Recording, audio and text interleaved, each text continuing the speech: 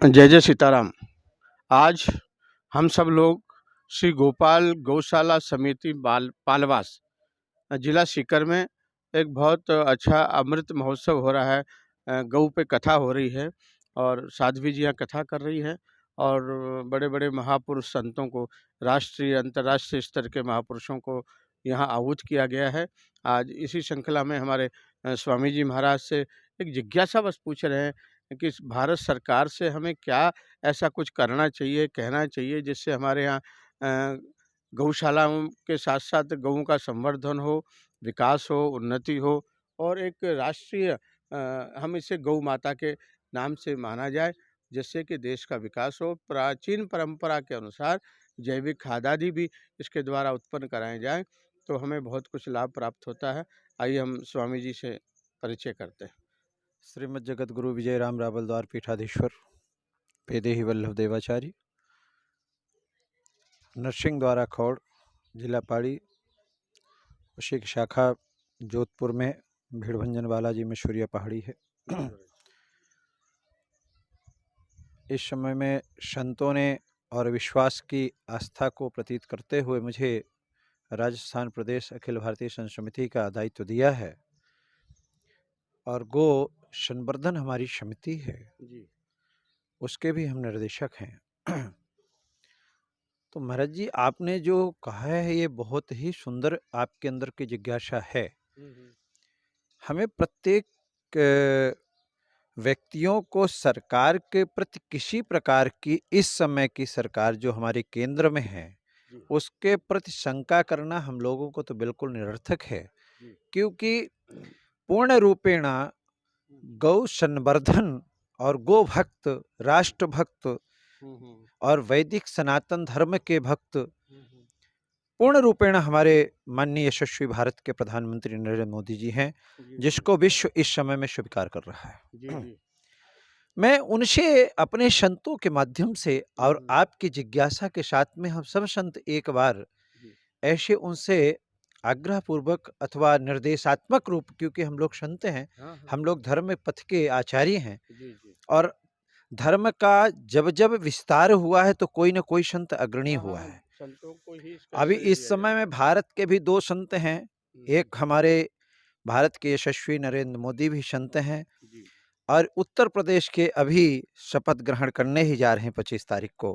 इसके पूर्व में भी जी हाँ, भारत सरकार से उत्तर प्रदेश में जी मुझे भी राज्यपाल जी ने आमंत्रित किया है, मैं भी जा रहा हूँ। हमारे साथ में अखाड़ा परिषद के राष्ट्रीय प्रवक्ता हमारे महंत श्री गौरी शंकर दास जी महाराज जी भी साथ में हैं। तो मैं ये आग्रह करता हूँ कि हम लोगों को, सभी संतों को सरकार से एक यह मांग करनी चाहिए और सुझाव देना चाहिए कि जितने भी हमारे किसान बंधु हैं, जो उनको बैंक से कृषि लोन पास होता है, उसमें एक ऐसा कानून लाया जाए कि जो प्रत्येक किसान घर में अपने बैल रखे। बैल तभी होगा जब गौ रखेगा और तब उसको हम कृषि लोन पास करेंगे। जब आप बैल रखोगे, आप चाहे बैल से खेती करो अथवा ना करो, ये आपका व्यक्तिगत प्रॉब्लम, पर खेती का कृषि लोन तभी हम पास करेंगे जब घर में आपके बैल होगा। एक तो गौओं का संरक्षण और नंदियों का संरक्षण होगा। सबसे बड़ी बात यह है, आज के डेट पर 90% लोग को ने तो डेयरी के माध्यम से अथवा छोटी मोटी गौशालाओं के माध्यम से भी चला देते, पर नंदियों की बड़ी दुर्दशा है। तो नंदियों का संवर्धन होना हमारे यहाँ अनिवार्य है, क्योंकि नंदी हमारे धर्म के मार्गदर्शक और पथक है। इन लोगों ने हमारे लिए सब कुछ किया है।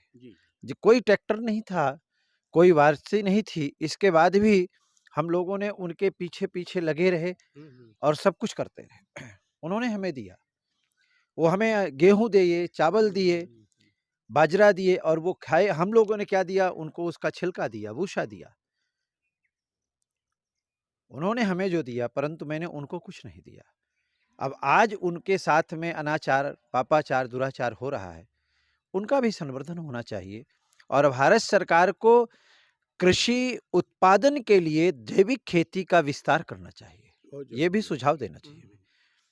अभी कल ही बात हो रही थी हमारे इस कार्यक्रम के, जो अभी आपने बताया इतना सुंदर उत्सव कर रहे हैं, गौ कथा करा रहे हैं, गो संरक्षण के विस्तारकर्ता के लिए हमारे महंत चंद्रमा दास जी हैं। हाँ, हाँ। कल गए अभी उन्होंने ये निर्माण कराया है। हुँ, ये निर्माण में उन्होंने कहा महाराज जी मैं तो गाय के जो गोबर के द्वारा पुट्टी बनाई जाती है उससे इसको पुट्टीकरण कराऊंगा। यदि भारत सरकार गोबर के द्वारा पुट्टी का विस्तार करा दे तो प्रत्येक व्यक्ति, हमारी जितनी गौशालाएं हैं, जो भारत सरकार गौशालाओं को अनुदान भी दे रहे, तो उनके खेतों, उनके खाद्यों का विक्रय होने लगेगा। उसके साथ-साथ ही महाराज जी गाँवों में हर घर में जी, गऊ रखना चालू कर देंगे लोग। सब कर देंगे उनको क्योंकि लगेगा कि गऊ का गौमूत्र भी जा रहा है, गोबर भी जा रहा बिल्कुल, बिल्कुल, है ना? सब चीज़ बिल्कुल। और इसके साथ-साथ ही क्या है अब कि ये जो हमारी प्राकृतिक विचारधारा हाँ, है, हाँ, जो नेचुरल है। नेचुरल है, उसको हम दबा रहे हैं। इंजेक्शन से, और अब कुछ दिन के बाद इंजेक्शन से पुरुष भी पैदा होने लग जाएँगे, हो ही रहे हैं। हो ही रहे हैं। तो ये हमारे यहाँ का तो सारा का सारा धर्म, और ये कह सकते हैं सनातन धर्म ही नष्ट हो जाएगा।